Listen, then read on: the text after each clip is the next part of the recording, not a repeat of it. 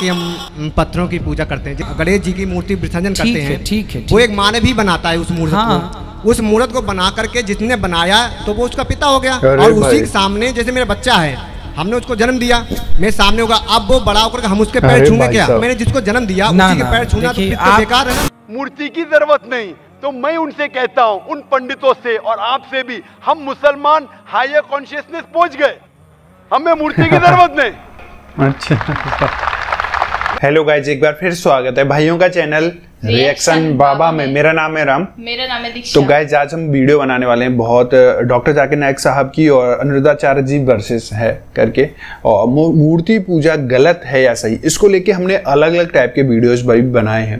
क्योंकि आप लोगों को पता है हम लोग हिंदू हैं और हम लोग मूर्ति पूजा करते हैं, लेकिन मुस्लिम धर्म में मूर्ति पूजा यानी कि बुत परस्ती जिसको बोला जाता है वो नहीं अलाउ है, उसको मान्यता नहीं दी गई है। क्योंकि उनका मानना है कि जो अल्लाह है, जो ऊपर वाला है, ईश्वर है, भगवान है, जो भी जो अलग अलग रूप में देखते हैं, वो इतना ज़्यादा सुंदर है या फिर वो एक ऐसी नूर है उनके अंदर कि उनको किसी मूर्ति में, ढांचे में, उनकी किसी पिक्चर में उनको पिक्चराइज करना मतलब असंभव है। तो इसलिए वो बुत परस्ती के खिलाफ रहते हैं हमेशा।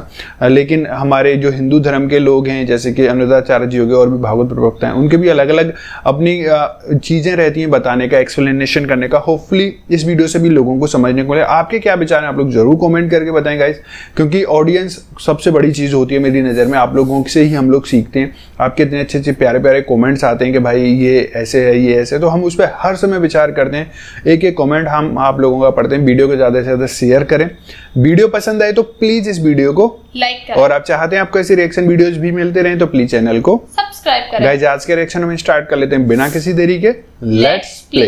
एक सवाल लास्ट पूछ लूं? आप 10 पूछिए, 10 पूछिए। जैसे आपने कहा कि हम पत्थरों की पूजा करते हैं, जैसे मैंने कोई चीज़ बनाई, मैंने अपने हाथों से हथौड़े से बना करके उसको मूर्त बना के, जैसे कि गणेश जी की मूर्ति विसर्जन करते हैं। ठीक है। वो एक मानव ही बनाता है उस मूर्त को। उस मूर्त को बना करके जिसने बनाया तो वो उसका पिता हो गया। ठीक है। और उसी के सामने जैसे मेरा बच्चा है, हमने उसको जन्म दिया, मेरे सामने होगा, अब वो बड़ा होकर हम उसके पैर छूंगे क्या? जिसको बनाया उसी के पैर, मैंने जिसको जन्म दिया उसी के पैर छूना तो बेकार है ना। देखो तर्क जो है ना, तर्कों की भी एक मर्यादा होती है। मतलब क्वेश्चन पूछने की एक मर्यादा होती है कि कौन सा तर्क करने योग्य है, कौन सा तर्क करने योग्य नहीं है। अब आपने कहा जो मूर्तिकार होता है ना बेटा, वो सिर्फ मूर्ति बनाता है। उसने उसको मतलब रूप दिया, एक रूप दिया। अच्छा ये बताओ कि मूर्तिकार ने जो रूप दिया वो रूप लाया कहाँ से? वो अपने मेहनत करके माइंड से ना बेटा, आप ठीक कह रहे हैं। हर पत्थर में एक मूर्ति छिपी हुई है। मूर्तिकार ने पत्थर का केवल बाहरी आवरण हटाया, मूर्ति बाहर से लाके पत्थर में डाला नहीं। मूर्ति तो ऑलरेडी पत्थर में थी, बाहरी आवरण हटा दिया तो मूर्ति प्रकट हो गई। और पत्थर की मूर्ति मूर्तिकार तो बनाता है, पर तब तक वो भगवान नहीं होती। जब मूर्ति को ला करके वेद मंत्रों के द्वारा उसकी प्राण प्रतिष्ठा कराई जाती है, तब वो भगवान होते हैं ना बेटा। एक रूप में आप भी भगवान हो, आपकी माँ भी भगवान है। इसलिए तुलसीदास जी ने कहा है, सी राम मैं सब जग जानी, सब भगवान है। कण कण में है तो श्री कृष्ण, पर बोला जाएगा कि ये संसार है। संसार कुछ नहीं है बेटा, ईश्वर ही संसार है। मिट्टी ही घड़ा है, सोना ही आभूषण है। आभूषण अलग से नहीं आए, गोल्ड ही है। उसी तरह तुम भी भगवान हो, ये भी भगवान है, तुम्हारे बच्चे भी भगवान है, तुम्हारे घर में जो पेड़ लगा है वो भी, तुम्हारी गौ माता, तुम्हारी बकरी, सब ईश्वर है। सी राममय सब जग जाने। अगर मैंने सबको अगर ईश्वर माना तो हमारा ये देश आज इतना पीछे क्यों है? बहन ने सवाल किया है कि वो कृष्ण की पुजारी है और जब बुत परस्ती करती है, मूर्ति पूजा करती है, तो उस ईश्वर का फोटोग्राफ रखती है, उस ईश्वर की मूर्ति रखती है ताकि कंसंट्रेशन के लिए, तो इसीलिए वो मूर्ति पूजा करती है। बहन, आपकी हिंदू धार्मिक किताब में लिखा है कि मूर्ति पूजा गलत है, और मैं कई बार कह चुका हूँ, फिर से दोहराता हूँ कि लिखा है श्वेताश्वेतर उपनिषद में चैप्टर नंबर 4 मंत्र नंबर 19 और यजुर्वेद में अध्याय नंबर 32 मंत्र नंबर 3 में, न तस्य प्रतिमा अस्ति उस ईश्वर, उस भगवान की कोई प्रतिमा नहीं, कोई फोटोग्राफ नहीं, कोई पिक्चर नहीं, कोई पेंटिंग नहीं, कोई बुत नहीं, कोई मूर्ति नहीं।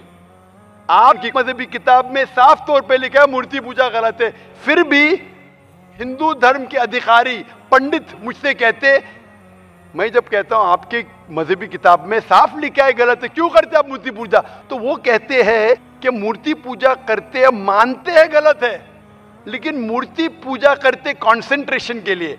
जब हम हायर लेवल ऑफ कॉन्शियसनेस पहुंच जाएंगे तो मूर्ति पूजा की जरूरत नहीं।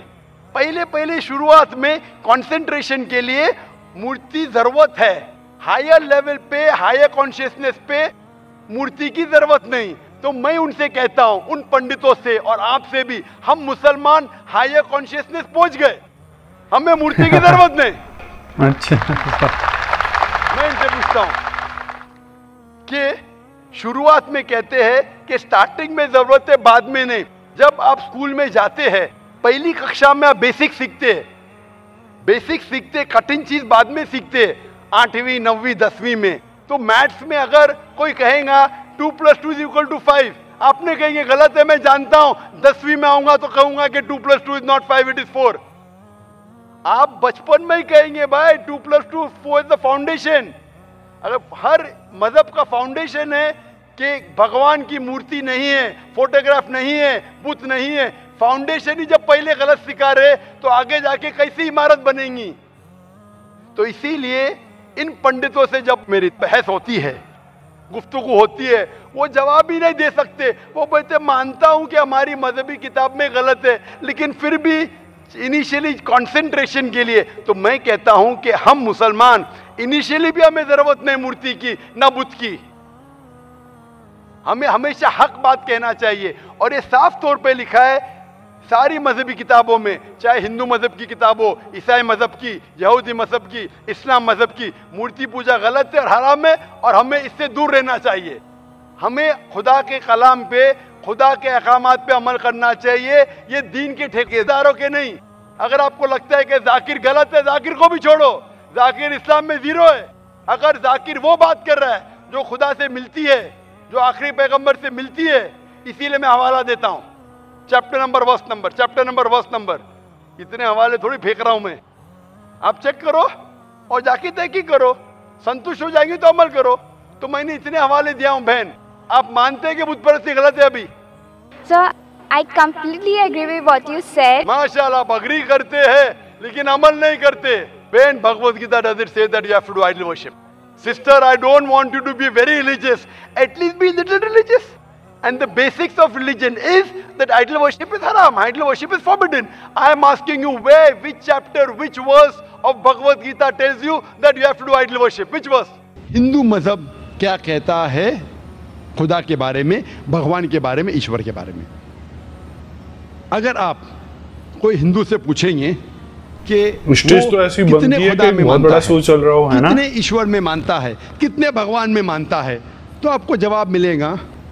कोई हिंदू कहेगा 3, कोई कहेगा 100, कोई हिंदू कहेगा 1000, कोई कहेगा 33 करोड़, 330 मिलियन, 33 करोड़।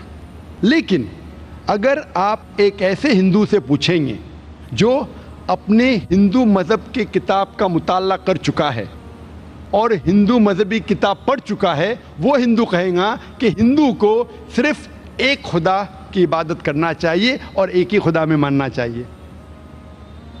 लेकिन आम हिंदू वो एक फ़लसफ़े में मानता है जिसे कहते हैं पैंथीइज्म।